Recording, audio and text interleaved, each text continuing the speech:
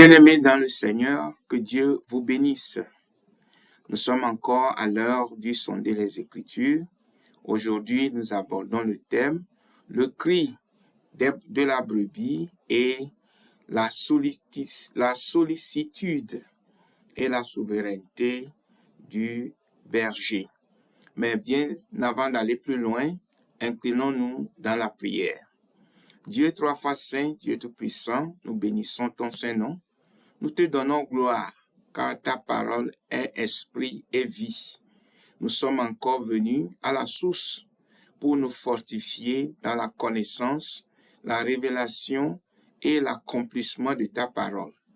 Nous prions que par le Saint-Esprit, tu donnes vie à cette parole et qu'elle nous fortifie en retour au nom de Jésus.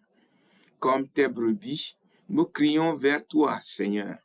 Nous connaissons ta souveraineté, nous connaissons ta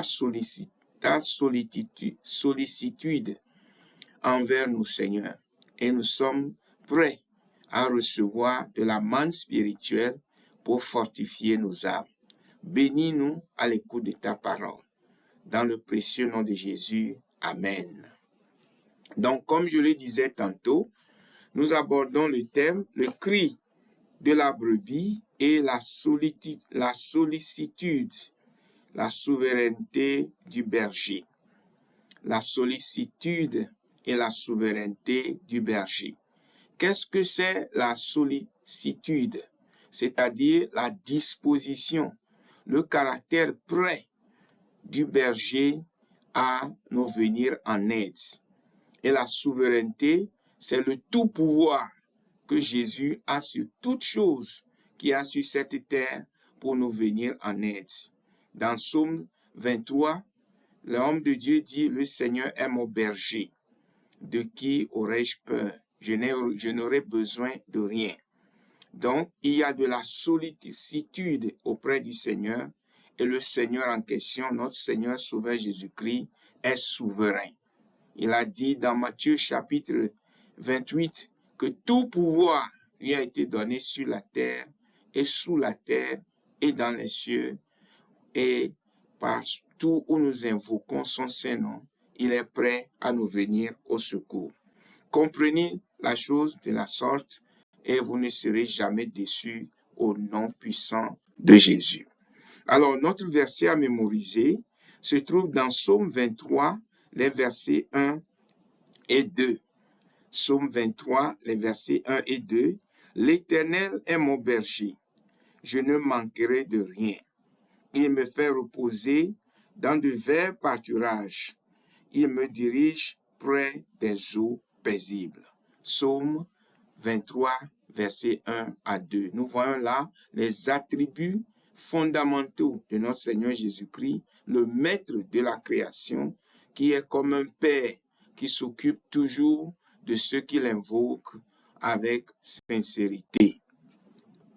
Alors, nous voyons ici le Christ révélé, qui s'est révélé comme Dieu l'a dit dans la parole, dans sa force inouïe, pour nous venir en aide. Dans les psaumes 22, 23 et 24, ces psaumes ont été créés par David et ils sont là pour nous inciter à connaître davantage le Seigneur, pour nous faire savoir qu'il est prêt en tout temps et en tout lieu, que nous l'invoquons avec les mains pures et les cœurs purs, que Dieu est prêt à nous venir en aide. Je prie, quels que soient tes problèmes, qu'ils te viennent en aide au nom de Jésus. Le psaume 22 présente le Christ comme le Sauveur, qui a souffert pour nos péchés, qui a porté nos péchés dans sa chair, sur le bois, et qui sert de médiateur entre nous et Dieu, entre nous et notre compère. Ensuite, le psaume 23 révèle le Christ comme le berger fidèle qui prend soin de ses brebis et pourvoit à tous leurs besoins. Donc, si tu es dans le besoin aujourd'hui, pense au Seigneur. Pense au psaume 23 et tu ne seras jamais déçu au nom de Jésus. Le psaume 24, par contre, présente le Seigneur, présente Dieu comme le roi, le souverain de toute la terre, de tous les cieux et de tous les dessus. C'est lui qui a une présence éternelle, c'est lui qui existe avant toute chose, c'est lui qui est le créateur de toute créature. Alors, quelle leçon pouvons-nous retenir? La leçon centrale est que le Seigneur est notre force dans les épreuves, notre berger dans nos besoins, c'est lui qui marche devant nous et il est aussi notre roi pour l'éternité. Que son nom soit béni en toi et en moi au nom de Jésus. Le point 1, l'appel à l'aide adressé par celui qui secourt. Donc, le Seigneur nous donne ici l'assurance de l'appeler quand nous sommes en difficulté. Et lui, il nous viendra en aide. David a compris cela et dans les psaumes que vous aurez certainement lus, il a développé cette proximité avec le Seigneur, cette connaissance avec le Seigneur pour que nous puissions aussi apprécier cela et faire cas de cela devant lui. Donc David commence dans le psaume 22 par un cri de détresse. Mon Dieu, pourquoi m'as-tu abandonné? On pensera que cela concerne David. Non, David était aussi un roi et un prophète, comme je vous l'avais dit la dernière fois.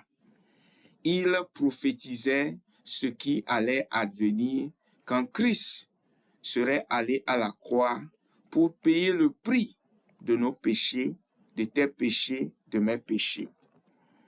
Donc, ce cri exprime donc une profonde souffrance, mais aussi une relation conviviale, une relation personnelle avec Dieu au milieu donc de l'épreuve. Donc on peut le voir de façon prophétique, on peut aussi le voir de façon littérale.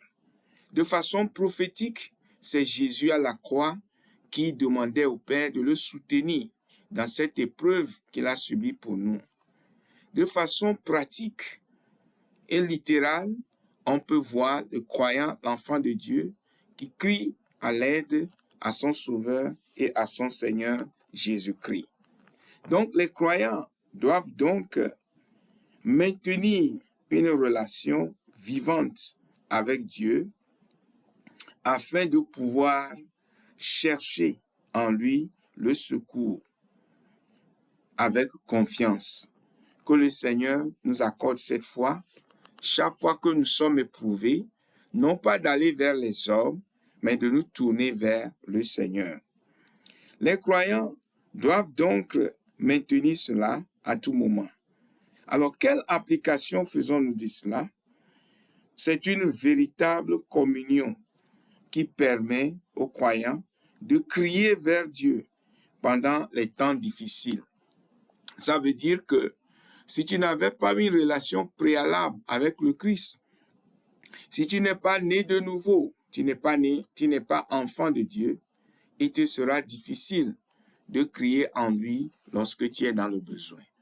Donc, si tu as perdu ta naissance, ta nouvelle naissance, cours rapidement vers le Seigneur, demande pardon, sois restauré, afin que pendant les moments difficiles, pendant les moments d'épreuve, tu puisses te tourner vers lui. En cas de besoin, tu puisses te tourner vers lui. Que le Seigneur nous bénisse en cela au nom de Jésus. Alors, dans cela, nous voyons que David a fait une révélation. La révélation des souffrances du Christ. Et cela est très important à le rappeler. Donc, cela s'applique-t-il à David et aux croyants aujourd'hui? Les deux aspects sont importants. Comme David, les croyants peuvent donc implorer l'aide divine dans les moments de détresse. Et comme le patriarche D'autres fois, nous devons aussi placer notre confiance en Dieu pour tous les besoins. Abraham dépendait de Dieu, Joseph dépendait de Dieu, tous ces grands hommes de la Bible, même les apôtres, dépendaient de Dieu. Jésus, en ces jours terrestres, dépendait de Dieu. La Bible nous dit dans Marc chapitre 1, le verset 35, qu'il se leva très tôt le matin, alla dans un lieu solitaire où il pria. Il pria pour que le Seigneur puisse le soutenir dans son ministère journalier. David a décrit ses ennemis comme des taureaux, des chiens, des lions, mais il savait que quelle que soit la férocité, la force, la dangerosité de ses ennemis, il a un Dieu, le Dieu Tout-Puissant, Yahweh, qui est près de lui en tout lieu et en tout temps. Que le Seigneur soit proche de toi au nom de Jésus. Malgré les épreuves, David a proclamé haut et fort le nom de Dieu et a appelé son peuple également à l'adorer. Que le Seigneur nous aide à adorer notre Seigneur. La vérité spirituelle dans ça est que le croyant peut en tout lieu et ne doit jamais y manquer prendre soin d'appeler Dieu quand les difficultés viennent sur son chemin. Que le Seigneur nous aide à cela au nom de Jésus. Nous voyons également dans la question 2, on nous demande de citer quelques épreuves bibliques attestant que Dieu, le Dieu de David, était un Dieu en qui il faisait référence. Donc, en réponse, que pouvons-nous dire? Que Jésus a crié au Père sur la croix, « Mon Dieu, pourquoi m'as-tu abandonné ?» Dans le psaume 22, le verset 21, également dans Matthieu 27, le verset 46. Les hommes ont méprisé sa souffrance, c'est-à-dire de Jésus, et il avait eu confiance en Dieu pendant ces moments de crucifixion où il est passé par des douleurs atroces, étant sous la forme humaine. Ses mains, ses pieds furent donc percés et ses vêtements furent tirés au sort. Jésus a souffert non seulement, non pas pour ses propres péchés, car il n'a jamais péché, il est Dieu, il est pur, il est saint, mais pour nos péchés, pour tes péchés, pour mes péchés. Un juste a été condamné pour des injustes. C'est cela la profondeur de l'amour que Christ a démontré à toi et à moi. En référence, celui qui n'a point connu de péché est devenu péché pour nous, selon le livre de 2 Corinthiens, chapitre 5 et le verset afférent. Le point 2, les dispositions prises par le berger.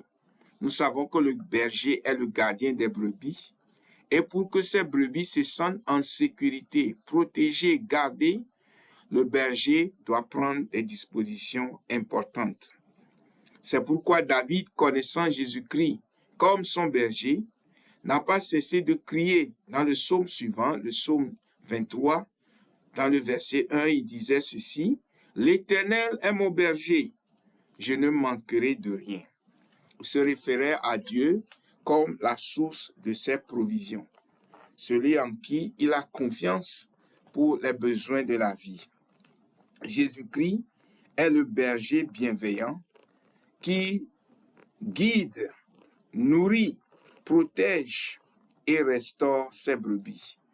Il est appelé le bon berger, selon Jean chapitre 10, le verset 11, le grand berger, selon Hébreux 13, verset 20. Le souverain berger, selon 1 Pierre chapitre 5, le verset 4, il est le gardien de nos âmes, il est celui qui prend soin de nous quand nous sommes en vie. Il prend soin de l'être entier, c'est-à-dire du corps, de l'âme et de l'esprit.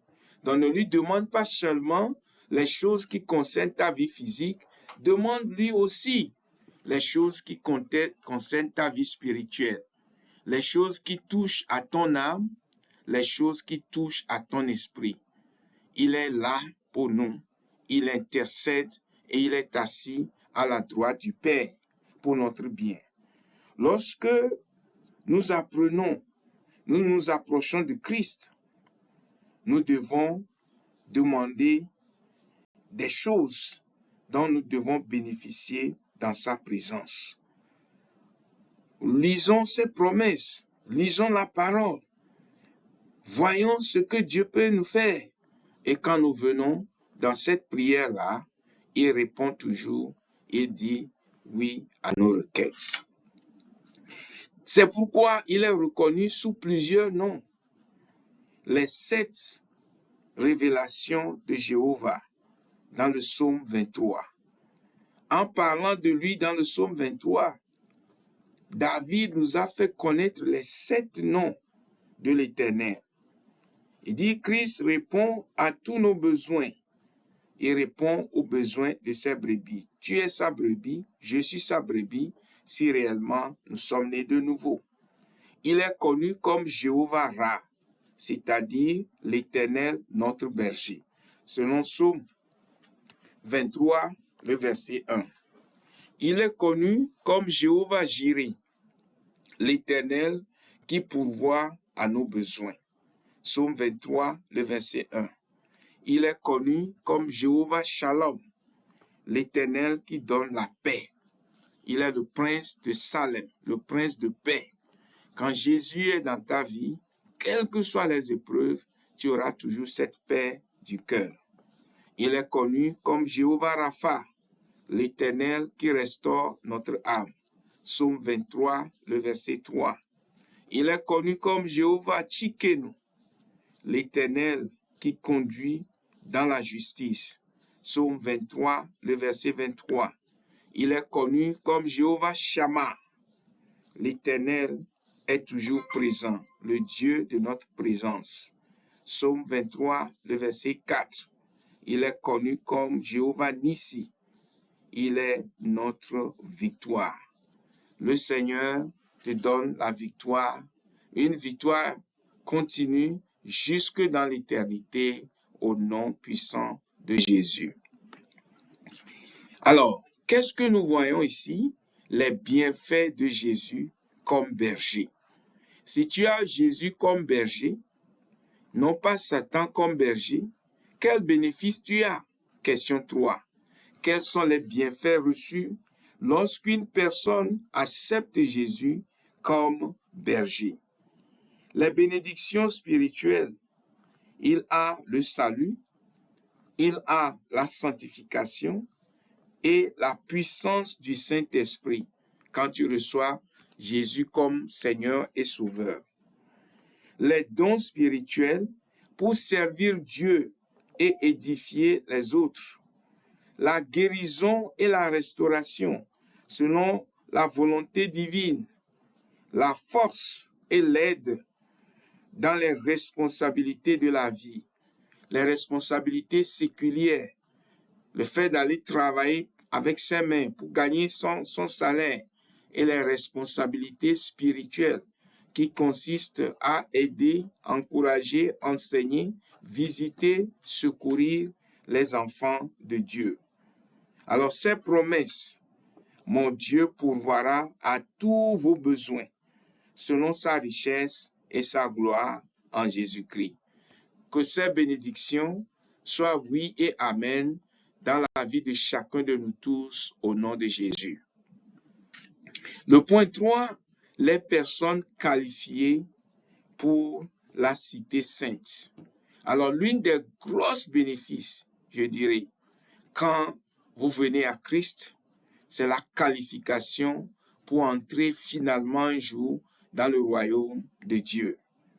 On peut entrer dans le royaume de Dieu de 2 manières, soit le Seigneur venait tout à l'heure, la trompette sonnait et l'enlèvement survenait et tous ceux qui sont de vrais croyants en Christ pourront entrer dans le royaume des cieux, ou bien c'est ta vie, tes années sur terre qui sont parvenues à leur terme et que par la mort, tu dois rejoindre l'autre côté. Donc, dans Psaume 24, versets 1 à 10, l'Éternel, la terre et ceux qui renferment ont été créés par l'Éternel. Le monde et ceux qui l'habitent appartiennent à l'Éternel. Dieu est le créateur, il est le propriétaire de toutes choses. David désirait demeurer de façon bienveillante dans les richesses, dans les succès terrestres, mais également il a envie de rejoindre le Seigneur. Ce fut également le cas de Paul l'apôtre. Paul l'apôtre, à la fin de ses jours, dit à les bien-aimés, tant je voudrais aussi rester encore dans la chair et être auprès de vous, mes amis, mais de l'autre côté aussi, on me veut. Il était partagé entre aller voir son Seigneur et Sauveur et demeurer avec les frères. Mais puisque la vie a une fin et que chaque personne qui vit sur cette terre devait passer de l'autre côté, il a fini par rejoindre son Créateur. Et il a dit, j'ai combattu le combat de la foi. Désormais, la couronne de Dieu m'est réservée. Bien-aimés, nous devons courir cette course avec bienveillance, en faisant attention à nous, en nous séparant complètement du péché, étant sanctifiés, purifiés, pour que lorsque l'appel de partir vient, nous puissions y répondre sans embâche. Dieu est le créateur, il est le propriétaire de toutes choses. Tu lui appartiens, je lui appartiens. Les croyants doivent donc vivre aujourd'hui avec la perspective de l'éternité. Nous ne devons pas vivre sur terre comme s'il n'y a pas une fin, comme s'il n'y a pas une éternité. La question suivante qui nous est posée est de savoir qui pourra monter sur la montagne de l'Éternel. Les conditions pour entrer dans le royaume. Psaume 24, verset 4 nous dit, pour être accepté devant Dieu, il faut les mains innocentes, il faut une vie pardonnée, il faut de la repentance et de la foi en Dieu. Il faut un cœur pur, une vie sanctifiée et consacrée à Dieu. Mes amis, vous écoutez ça? Ce sont les conditions pour entrer dans le royaume de Dieu. Donc, ne pratiquons pas seulement la religion. Soyons sincères et francs, en privé comme en public. La fin pourrait arriver à tout moment. Préparons-nous, soyons prêts. Nous devons rejeter la tromperie, la vanité et la corruption. Que le Seigneur nous aide. Nous devons marcher dans la vérité et dans l'obéissance. Alors, quelles sont les promesses? Il obtiendra la bénédiction de l'Éternel. La Bible nous a dit. La justice de Dieu et son salut. Selon Psaume 24, le verset 5. Donc, le roi de gloire entre dans nos vies quand nous lui laissons cette possibilité. Psaume 24, verset 7 à 10, prône que Dieu va nous élever au-delà de nos faiblesses. Il va nous élever au-delà des difficultés et va nous donner l'entrée éternelle dans son royaume. Il est le roi de gloire. Et lorsque ce moment vient, il ne peut y avoir des choses qui nous empêcheront d'être dans sa présence. Jésus-Christ doit régner entièrement dans nos cœurs. Notre devoir est donc de l'adorer et de le servir, de lui obéir chaque jour que le bon Dieu fait. Cela est écrit dans les Écritures. La référence, il est Seigneur. Il est le Seigneur des seigneurs et le roi des rois. Apocalypse 17, le verset 14. En conclusion à cette étude très intéressante, très profonde, que pouvons-nous dire? Dieu entend le cri de ses enfants, il répond à leurs besoins. Jésus-Christ est le berger fidèle qui nourrit, protège et conduit ses brebis. Et un cœur pur et une vie sanctifiée est donc nécessaire pour entrer dans la présence de Dieu. Nous avons énuméré ces conditions. Retournez encore à cette étude, lisez, écrivez, mentionnez ces choses, mettez-les sous vos yeux pour que chaque jour qui passe, vous sondez votre vie pour savoir si les exigences ont été accomplies. J'en ferai de même. Et un jour, nous rentrerons tous dans la félicité éternelle au nom de Jésus. Le temps de la religion est passé, mes frères, mes sœurs. Le temps de l'hypocrisie est passé. Le temps de la vie chrétienne charnelle, où on est dans l'église et on se comporte comme une personne du monde, c'est passé. Nous nous approchons de la fin, bien-aimés. Prenons soin d'obéir à celui qui peut tuer l'âme, tuer le corps et renvoyer tout ça dans l'enfer. Les choses de la vie ne doivent pas nous détourner de la présence de l'Éternel. Alors, quel est le défi spirituel? Acceptons Jésus comme notre Seigneur et Sauveur. Suivons-le comme notre berger et préparons-nous à le rencontrer comme notre roi. Je vais le dire encore, défi spirituel. Acceptons Jésus comme notre Seigneur et Sauveur. Suivons-le comme notre berger et préparons-nous à le rencontrer comme notre roi. Prions. Notre Dieu, notre Père, nous sommes infiniment reconnaissants pour cette étude si importante qui nous pointe vers la vie abondante et les conditions pour entrer dans la félicité éternelle. Je prie que quiconque écoute cette étude, voit cette leçon, soit béni de ta part au nom de Jésus. Je prie que je sois béni, que tous mes bien-aimés qui écoutent cette étude, qui lisent, qui méditent et qui prient pour obtenir ces choses, qu'à chacun de nous, qu'il en soit ainsi donné au nom de Jésus. Merci Seigneur de nous avoir répondu. Dans le nom précieux de Jésus, nous avons prié. Amen, amen, amen. Merci et à dimanche prochain. Que le Seigneur vous bénisse. Amen.